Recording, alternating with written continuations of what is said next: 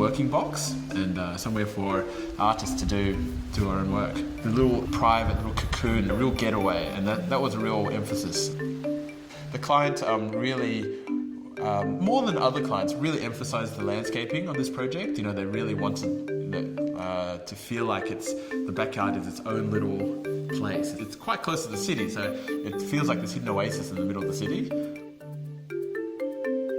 Often we do a building and then the landscape architect comes along and sort of works around what's left. And we sort of have a concept in mind, but in this case, I think we really worked together. So they did the design and we worked on our side, and there was a lot of back and forth, and we had a lot of meetings together with the client, talking about our schemes together so that it felt unified.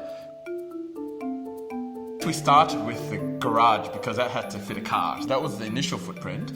And the studio just happened to be a similar sort of size sitting on top of it. The main reason for doing that is so that we didn't take up too much of the backyard, and also so that we could capture the views and the outlook around the studio. And also it has a little bit of a feeling of isolation and separateness, so you can sort of feel like it's its own little getaway from the house.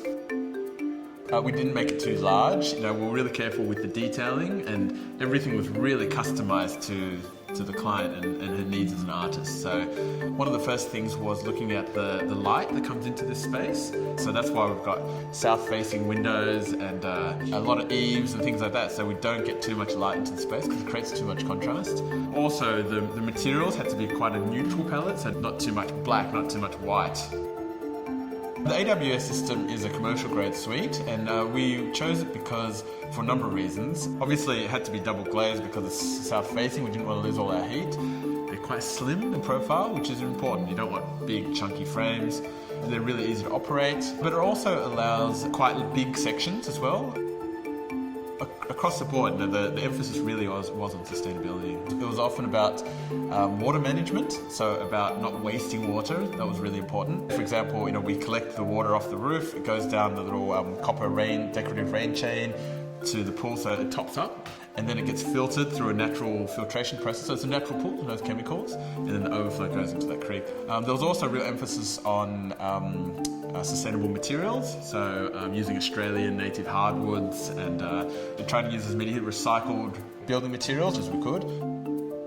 It's a small building, but it's beautifully detailed. It uses carefully selected materials. It sits, you know, well into its context, and really there was a real client focus, and not just in terms of brief, but in terms of the feel and the sort of the intangibles, I think.